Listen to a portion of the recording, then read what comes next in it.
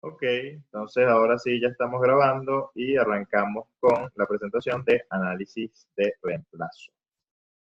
Tal cual como su nombre lo indica, digamos, el objetivo fundamental de esta presentación y de este tópico es simplemente, digamos, o responde a la pregunta de cuándo es el momento ideal desde el punto de vista de costos para, digamos, reemplazar un equipo, una maquinaria, desde el punto de vista de una empresa o un proyecto de inversión, o bien, si lo ves desde el punto de vista de las finanzas personales, quizás te pudieses preguntar, oye, ¿cuál es el momento adecuado para, digamos, deshacerme o reemplazar mi carro, por ejemplo? Entonces, bueno, aquí básicamente el objetivo de esta presentación es presentar una metodología, que es la metodología de costo anual equivalente uniforme, que te va a permitir tomar una decisión desde el punto de vista de los costos, asociados, digamos, a las maquinarias o a los equipos, o bien a vehículos, o, digamos, cualquier otra cosa que estés comparando. Entonces, objetivo fundamental, tal cual como lo van a ver ahora en la presentación, realizar un estudio de reemplazo para un activo o sistema en uso y uno que podría, digamos, ser, digamos, el activo retador, que así lo van a ver a continuación, que sería el algo de cambio. Entonces, desde el punto de vista de los fundamentos, en el caso del análisis de reemplazo, lo primero que vamos a hacer es comprender esos fundamentos y los términos del análisis de reemplazo. En cuanto a la vida útil económica, determinar, digamos, esa vida útil del activo que disminuya el total del costo anual, es decir, el costo anual equivalente uniforme. Luego, establecer la metodología para, digamos, elaborar ese análisis de reemplazo, es decir, realizar un análisis de reemplazo entre defensor y el mejor retador. Así tal cual como lo ven en la lámina, en ese punto, ahí tú siempre te vas a comparar con lo que tienes y pudieses tener, digamos, N retadores. De esos N retadores siempre va a haber uno que sea el mejor. Ese que sea el mejor en cuanto a costo es el que vas a comparar contra el defensor. Luego, en cuanto a las consideraciones adicionales para el estudio, entender cómo abordar los diversos aspectos que podrían presentarse a lo largo del estudio de reemplazo. Eso es, y el ejemplo clásico de eso en el caso de Venezuela es, por ejemplo, fíjate que si tú piensas en un negocio como el de los servicios de ambulancia, si tú estás haciendo esta evaluación en Estados Unidos, en Europa, en Asia, una variable, pero es importantísima tomar en consideración para el costo no equivalente uniforme, debería ser la gasolina. Pero en el caso de Venezuela, las mismas empresas, para el caso específico de, digamos, el costo no equivalente uniforme a través del reemplazo, bueno, simplemente no se considera dentro del estudio. ¿Por qué? Bueno, porque aquí no, ni siquiera tenemos precio de gasolina actualmente. Es decir, tú le das lo que te provoque, digamos, en la estación de servicio. ¿Me van entendiendo?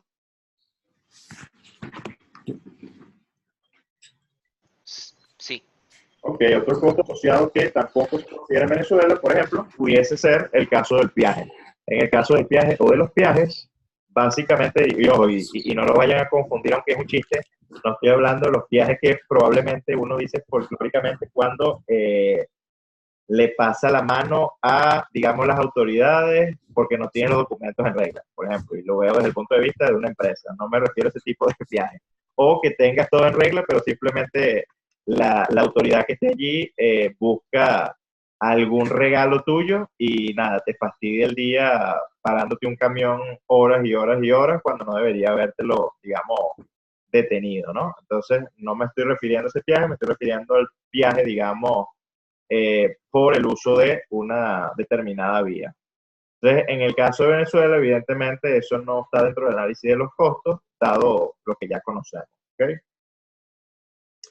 Luego, periodo del estudio, la idea es que, digamos, se establezca perfectamente cuál va a ser la duración de ese estudio y en función de la duración, que generalmente no es muy fácil determinar, digamos, cuál es exactamente la duración o la vida del proyecto.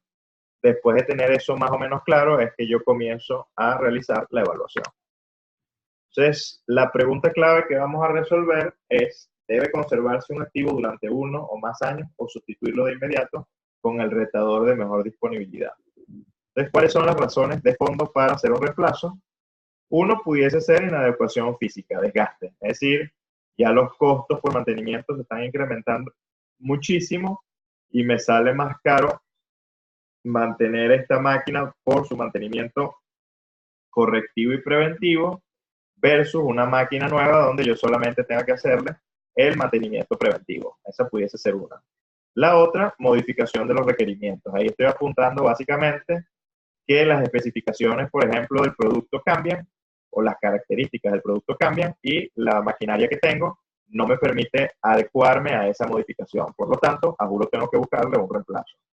La otra puede ser, digamos, de índole tecnológico. A lo mejor el mercado me está demandando, por ejemplo, si yo estoy fabricando marcadores, el mercado ahorita me está demandando 100 millones de marcadores al año y, digamos, a capacidad máxima, esa maquinaria que yo tengo solo me permite llegar en un año a 70 millones. Entonces, hay 30 millones que dejo de vender que obviamente los va, digamos, la competencia va a inundar ese mercado y ahí estoy perdiendo, digamos, una participación interesante. Y por último, la otra razón que pudiese estar de fondo es el financiamiento. Entonces, eso, digamos, lo ves que es una especie de, de coworking, inclusive, al día de hoy, donde tú pienses que, digamos, a través del alquiler de activos, tú pudieses tener una rentabilidad superior antes de que tú operes tu propio activo. ¿Me van siguiendo en lo que estoy diciendo? Sí. Ok. Entonces, dicho esto, me voy a los factores a considerar en un estudio de reemplazo. Primero, reconocimiento y aceptación de los errores del pasado. Eso se traduce en algo así como lo que son las lecciones aprendidas. Es decir, todos los errores que he cometido a lo largo del tiempo, que representaron un costo, la idea es irlos mitigando. Establecer esos errores, digamos, documentarlos y por lo menos si me voy a enfrentar a otro problema que no sea el mismo. Es decir, no me doy con una misma piedra dos veces. Luego, los costos sumergidos. No sé si contablemente recuerdan qué era eso, pero básicamente es un costo incurrido o también, digamos, se le dice eso, un costo hundido. Básicamente, eso, digamos, desde el punto de vista práctico, aplica mucho para las empresas que se dedican a la investigación. Caso, por ejemplo, de sector farmacéutico. Para el desarrollo y la innovación de un producto pueden pasar 20, 25 años. Y eso implica que yo tengo que estar constantemente inyectando un flujo de capital importante y a lo mejor yo estoy haciendo la investigación de 5 potenciales productos nuevos. Y a lo mejor esos 5 probablemente productos nuevos, realmente solo uno termina saliendo al mercado luego de la investigación. Entonces, todos esos desembolsos que yo hice a lo largo de esos 20, 25 años, yo no se los puedo, digamos, incluir a un flujo de caja para ese producto que realmente termine saliendo al mercado. ¿Por qué? Bueno, porque sencillamente cualquier flujo de caja que tú coloques ahí con tamaña dimensión o magnitud del desembolso, bueno, siempre te va a dar con un BPM negativo. ¿Se entendió esto?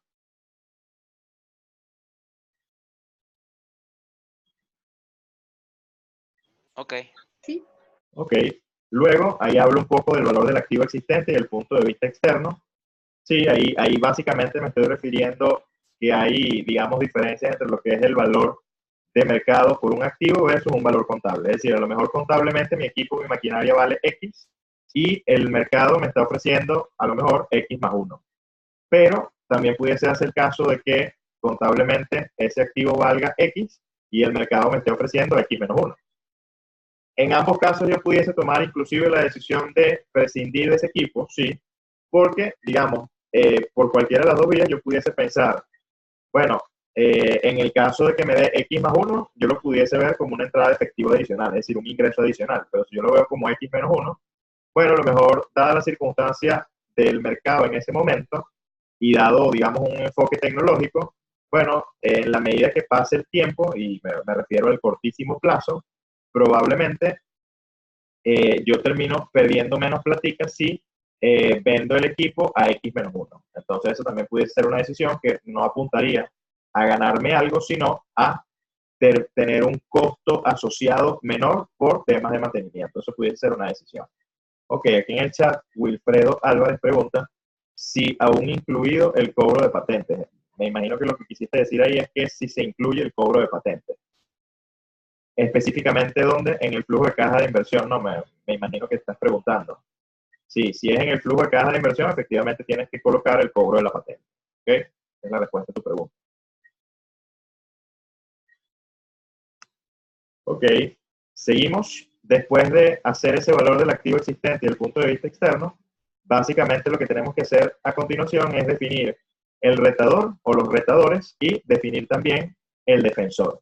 Entonces, una vez que ya yo tengo los costos asociados para cada uno de esos activos, bueno, simplemente la comparación arrancaría con todos los retadores para elegir el mejor retador y luego el mejor retador es el que voy a comparar con el defensor, que digamos, es el resumen de esos, digamos, dos puntos: vida económica del activo que se propone para el reemplazo y vida económica restante para el activo antiguo. Y finalmente, ahí coloco, bueno, consideraciones de impuestos sobre la renta. Allí, digamos, ahí estaría hablando básicamente de mercados como por ejemplo el americano, donde dependiendo del estado donde tú puedas estar, bueno, pudiesen aplicar tasas impositivas diferentes. En el caso de Venezuela, digamos, tenemos una tasa impositiva única. Entonces, digamos, ese análisis del impuesto sobre la renta, digamos, no necesariamente aplica. Y bueno, obviamente desde el punto de vista práctico también, digamos, si yo estoy financiando la compra de un equipo o estoy financiando mi empresa, desde el punto de vista práctico eso me lleva a pensar que yo termino pagándole menos al fisco. Y si yo le pago menos al fisco, desde el punto de vista del valor del proyecto o desde el punto de vista del valor de la empresa, esa empresa va a valer más. ¿Okay? ¿Alguna duda de lo que acabo de decir? No. Ok, entonces ahora antes de entrar ya en la metodología, voy a definir, digamos, en las próximas 3-4 láminas, puntos que son importantes, como por ejemplo recordar lo que es un costo sumergido, hundido o incurrido. Se puede definir como la diferencia entre el valor en libros o de salvamento de un activo y su valor en el mercado, en un momento particular del tiempo. Los costos sumergidos no tienen relevancia para el caso de las decisiones de reemplazo que deben tomarse, excepto en el grado en que afecten a los impuestos sobre la renta. Ese, digamos, es el resumen de lo que había dicho previamente. Además, en el caso del análisis de reemplazo, es importante definir los tipos de vida que tú pudieses tener, ¿no? Para los activos típicos. Entonces vamos con la primera. La vida económica no es más que el lapso de tiempo en años que da origen al costo anual equivalente uniforme, que es el KUE, mínimo de la posesión y operación de un activo. Si la administración del activo es buena, entonces la vida económica debería coincidir con el periodo que va desde la fecha de su adquisición a aquella en que se abandona, es decir, deja de usarse o reemplaza en el servicio principal que tenía. Vida de la posesión, periodo entre la fecha que adquiere y la fecha en que un propietario específico le da de baja. Ejemplo, por ejemplo, un carro que deja de ser transporte escolar por una persona y luego otra lo utiliza después para viajes y mudanzas. Entonces ahí hay varias vidas de posesión. Vida de posesión para el transporte escolar y vida de posesión para, digamos, viajes y mudanzas. ¿Alguna duda hasta ahora? No. Vida física, tiempo que pasa entre la adquisición original y la baja del activo a lo largo de la sucesión de propietarios. En el ejemplo anterior, el carro pudo haber tenido varios dueños mientras existió, y efectivamente lo tuvo. Teníamos uno que hacía, digamos, del carro transporte escolar, otro lo hacía, digamos, para viajes y mudanzas. La vida física, digamos, desde cero, desde que arrancó como transporte escolar, hasta que terminó su recorrido desde el punto de vista de transporte de viajes y mudanzas. Y finalmente, la vida útil es el lapso de tiempo en años que un activo se mantiene en servicio productivo. ¿Y qué es para nosotros en esta metodología el servicio productivo? Siempre que te esté generando platica, o dicho de otra manera, siempre que el trabajo que haga, bien sea de trabajo principal o bien sea de respaldo, por ejemplo, si lo ves en las computadoras, hay veces que las empresas tienen unas computadoras de backup. Aunque no trabajan todos los días, si la principal se daña, ellos de inmediato agarran esa computadora que tienen de respaldo y la ponen al servicio de donde se dañó el activo principal. De manera que esa empresa no deja de producir dinero por, digamos, un tema de una falla. Entonces, esa estimación de tiempo que se espera de un activo se usa en un comercio o negocio para generar ingresos. ¿Se entendió esto último? Ok. Luego, en el caso del análisis de reemplazo, y ahí vamos ya con, digamos, el cierre de la parte teórica, no importa cómo se determina la vida económica restante de un defensor. La decisión de conservarlo no significa que esto deba hacerse solo para ese periodo. Por el contrario, el defensor debería mantenerse más tiempo que la vida económica aparente mientras su costo marginal, que sería el costo total para un año adicional de servicio, sea menor que el costo anual equivalente uniforme mínimo del mejor retador. ¿Okay? Entonces, la metodología, ¿qué dice? Bueno, dice lo siguiente: cuando tú comparas defensor versus retador, lo primero que tienes que poner en contexto es valor de mercado para el defensor, si existen o no costos hundidos, El tema impositivo sí, digamos, afecta la decisión. El periodo de estudio, es decir, establecer cuál es el periodo de estudio para, digamos, tanto el defensor como el retador, y ver si hay algún tipo de tecnología que pudiese ser alternativa. Entonces, si te vas por el enfoque del flujo efectivo, el valor de mercado del defensor debería ser igual al flujo positivo del retador. Y en el caso de el enfoque convencional, el valor de mercado del defensor debería ser igual al costo inicial de ese defensor. Entonces, la metodología, que es realmente a lo que vamos ahora, tal cual como su nombre lo indica, costo anual equivalente uniforme, eso no es más que establecer una renta anual para ver si el servicio por un año más desde el punto de vista práctico en un costo anual es más barato que, digamos, la otra alternativa con la que te estás comparando. Entonces, ¿qué dice la metodología? Yo debería primero determinar cuál es el desembolso inicial para la alternativa. Luego, le debería restar todo lo que es el valor de recuperación del activo multiplicado por 1 más la tasa elevado a la menos n. O dicho de otra manera, el valor de recuperación que ocurre al final de el periodo de evaluación de ese activo, me lo debo llevar al periodo cero durante, digamos, un número determinado de tiempo, que es la n, a una tasa de descuento determinada. Luego le debería sumar a esos dos valores, le debería sumar el valor presente de los costos de operación y mantenimiento acumulados periodo a periodo. Y el resultado que me dé esa sumatoria de variables en el periodo cero, yo simplemente, como eso es un valor presente, entonces yo debo anualizar, es decir, debo utilizar la función de pago, ya que conozco la tasa de descuento y ya que conozco, digamos, la vida del proyecto. Resultado, una vez que yo hago la evaluación para defensor y todos los retadores, establezco para cada uno de ellos de manera independiente cuál es el costo anual equivalente uniforme mínimo. Una vez que establezco el costo anual equivalente uniforme mínimo, yo he determinado cuál es la vida económica óptima para cada una de las alternativas. Y luego simplemente comparo costo anual equivalente uniforme mínimo, en este caso, de lo que es el defensor contra, periodo a periodo, contra el costo anual equivalente uniforme mínimo del retador. Y una vez que se cumpla que el costo anual equivalente uniforme de un año específico para el defensor sea mayor que el costo anual equivalente uniforme mínimo del retador o del mejor retador, en ese año yo debería, digamos, hacer el reemplazo del activo. Esto que acabo de decir teóricamente, que a lo mejor en la última parte sonó así un poco holístico, es lo que vamos a ver a continuación en el caso que tienen ustedes en la hoja de cálculo, que se titula Análisis de Reemplazo, que lo tienen, digamos, allí en la plataforma. Entonces dice así, tienen dos maquinarias. Una, que es la que yo llamo, digamos que está en amarillo, máquina N, retador, y tienen otra, que es la máquina B, que es, digamos, la defensora. Todo lo que está en amarillo son los datos, digamos, que conoces de mercado. Entonces, en el caso del retador, tienes una máquina que tiene una vida de 6 años, tienes unos costos operativos dados, que son los que se muestran en la hoja de cálculo, y tienes un valor de mercado también dado. Te dicen que la tasa de retorno, digamos, mínima atractiva es el 12%, eso se lee como la tasa de descuento, y te dicen que la vida útil de esa máquina es de 6 años y su costo inicial fue de 10.000. Luego, si te vas un poco más abajo, vas a ver la máquina del defensor y todos los datos que tienes, digamos, de mercado. Entonces, costo inicial de la máquina 12.000, valor actual de mercado 8.000, vida útil 8 años y ya tiene 3 años de antigüedad. Si ya tiene 3 años de antigüedad y la vida útil era de 8 años, entonces aún le resta 5 años de, digamos, vida. Por eso es que ustedes ven en el cuadro que va del año 1 al año 5. Costos operativos asociados por año, que es un dato, todos esos que se ven allí, y también es un dato el valor de mercado para cada uno de los años que todavía le resta.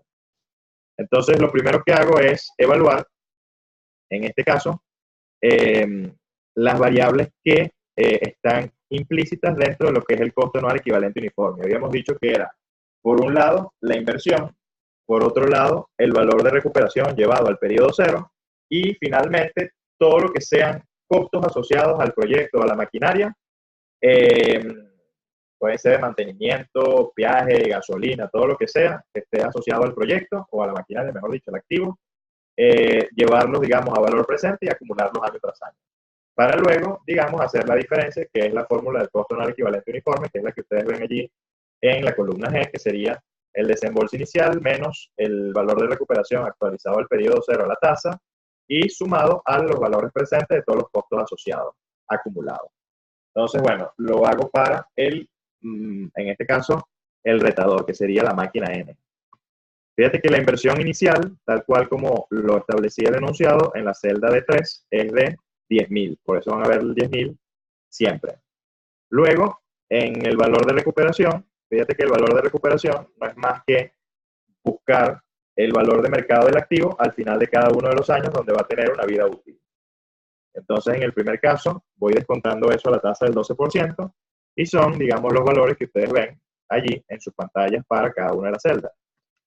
Luego, lo que van a ver allí es el valor presente de todos los costos asociados y trabajados, digamos, de manera acumulada, periodo a periodo. Entonces, en el primer caso, que es el periodo 1, lo que vas a ver es el costo operativo, digamos, llevado al periodo 0 a la tasa del 12% durante un periodo.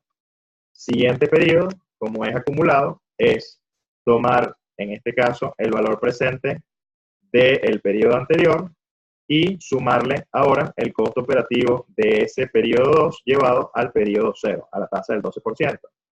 Y haces lo propio, periodo a periodo, y de todas maneras, si quieres, revisamos el último cálculo que hicimos en Excel.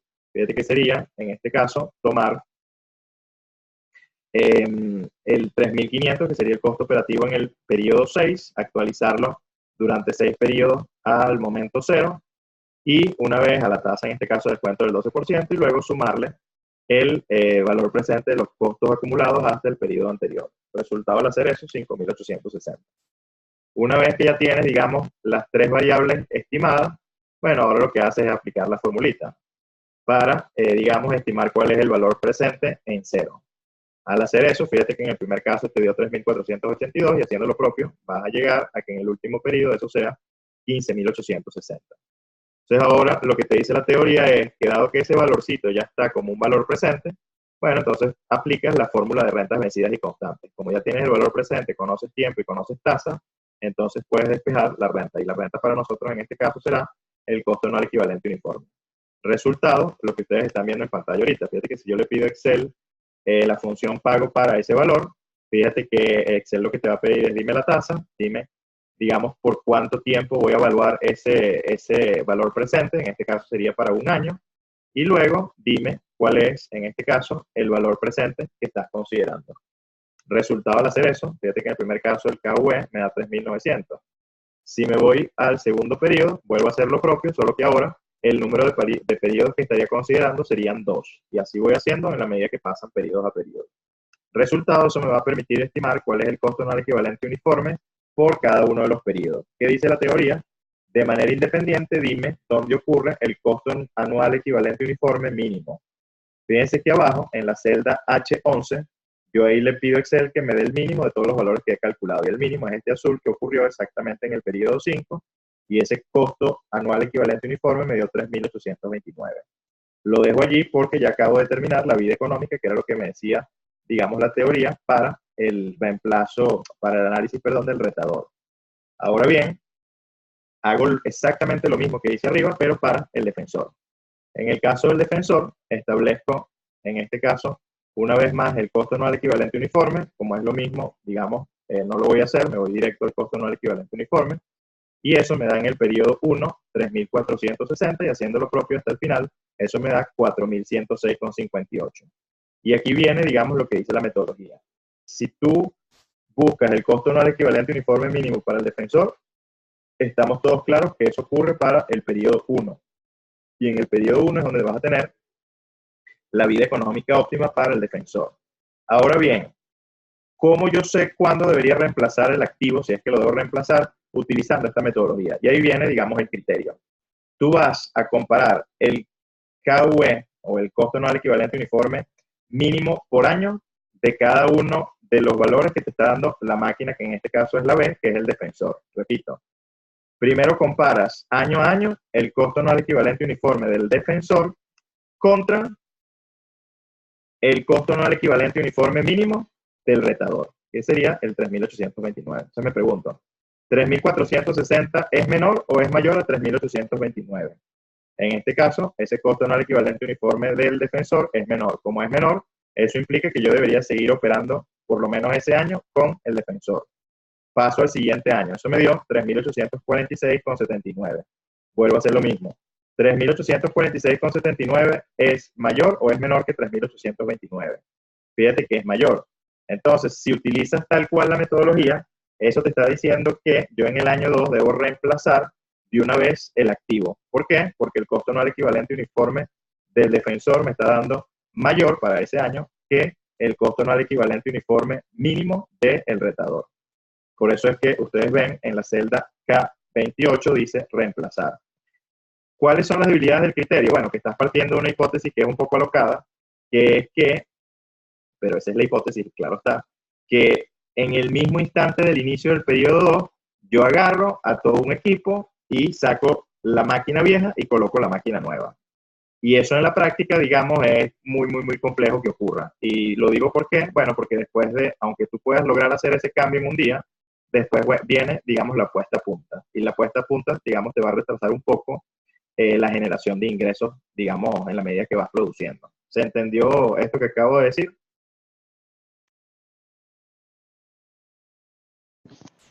Sí, correcto.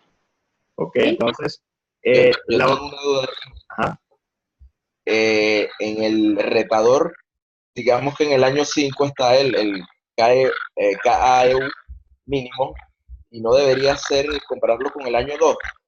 O sea, lo que no me termina de convencer es que si estás en el año 5 el KAEU mínimo y lo estaríamos cambiando según eso en el año 2 en el defensor, comparando el defensor con 13 mínimo. Claro, es muy válida tu pregunta, pero eso apunta única y exclusivamente al criterio.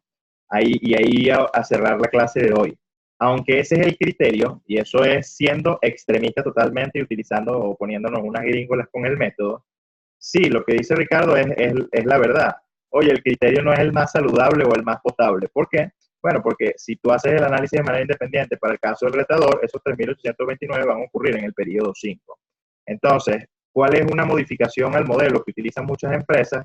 Es que en vez de compararse con el mínimo del, en este caso, retador, se comparen con el máximo. Es decir, en este caso específico que estamos evaluando, el máximo sería el 3.900. Entonces, fíjate que si tú lo haces por los máximos, el reemplazar ahora ocurriría exactamente en el periodo 3 y no en el periodo 2. Y con eso pudieses, digamos, subsanar, digamos, eso que no te convence en cuanto a la metodología. Y eso es válido, sí. De hecho, muchas empresas terminan tropicalizando un poco el modelo o adaptando un poco el modelo al criterio que yo les acabo de decir. ¿Se entendió eso? Sí, entendido. Sí, correcto. Okay. ¿Alguna duda de lo que vimos en el día de hoy? No, por los momentos no. Ok, entonces ahora sí, digamos de los casos que ya están dispuestos para todos aquellos grupos que me enviaron en su momento los equipos de trabajo, ya ustedes tienen, digamos, publicado desde el fin de semana pasado esos casos y dentro de esos casos estaban, digamos, algunos análisis de reemplazo. Ustedes ya están en capacidad de irlos haciendo poco a poco. ¿Okay? Una duda, ¿hay 3 casos cargados? ¿Es un caso por equipo o tenemos que resolver los 3? No, hay dos cosas diferentes. Hay dos actividades que están en marcha. Una actividad que es general para todos, Que es aunque la de sea los 5 ejercicios. Ajá, que es común para todos, aunque se entrega por grupo. Y hay otra actividad que es, digamos, única para cada uno de los grupos. Y esa actividad única para cada uno de los grupos es la que está en un foro que se llama actividad por grupos o casos por grupos. Y si tú entras a ese foro, dependiendo del grupo donde estés participando, solo se te va a abrir, digamos, una opción que es la de tu archivo con tus casos. ¿Okay? Es que pude abrir los 3 casos. ¿Perdón? Ya.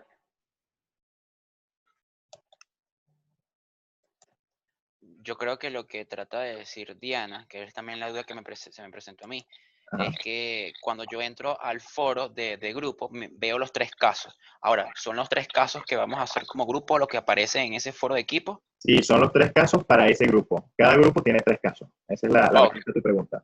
De todas maneras, ok. podemos hacer, ya yo voy a compartir ahorita la pantalla con ustedes, con el espacio virtual para que me sigan, que era la pregunta de Diana. Todavía nos quedan 2 minutos 26 antes que se acabe la sesión y creo que lo podemos terminar antes, ¿no? Ajá, fíjate. Todos están viendo la pantalla ahorita el espacio virtual, ¿cierto? Correcto. Ok, digamos la actividad que es común para todos es esta que ustedes ven aquí que se llama ejercicios U1 y E 18-19-013, ¿sí? Ese es visible para absolutamente todos ustedes. Ahí no hay distinción de equipos, aunque se entreguen en equipos de trabajo. ¿Me siguen con lo que acabo de decir? Ok. Ok, ahora voy con, digamos, el foro dispuesto por grupos. Creo que más abajo. Ajá, aquí está. Casos U1 por grupo. Haces clic allí. ¿Cuál es tu equipo, Diana? ¿El 1, el 2 o el 3? El 3. Ok, entonces fíjate que si yo le doy aquí al 3, me va a abrir ahora exactamente los 3 casos que ustedes tienen. Ok, Entonces, esos 3 casos están asignados a tu equipo de trabajo. ok. De igual manera sucede para los otros equipos. ¿Ok? ¿Se entendió? Ok. Bueno, entonces si no hay alguna otra pregunta, comentario, podemos cerrar la sesión del día de hoy hasta este momento. Voy a chequear aquí el chat Ok. antes de despedir. Ajá. Ok. Ok, entonces aclarada ya la duda de Diana, digamos, y dado que no hay más dudas, cerramos ahora sí la clase del día de hoy. ¿Les gustó? Pregunto. ¿Sabían o conocían la metodología? No, yo no la conocí. Ok. Yo tampoco, y de hecho, por lo menos en mi caso, le pudiera dar mucha utilidad. Ah, qué bueno, qué bueno. Bueno, La buenísimo. conocía, Gracias. pero forma parte de la contabilidad. Perdón, Diana. Que no la conocía, pero forma parte de la contabilidad. Eso es correcto, tal cual.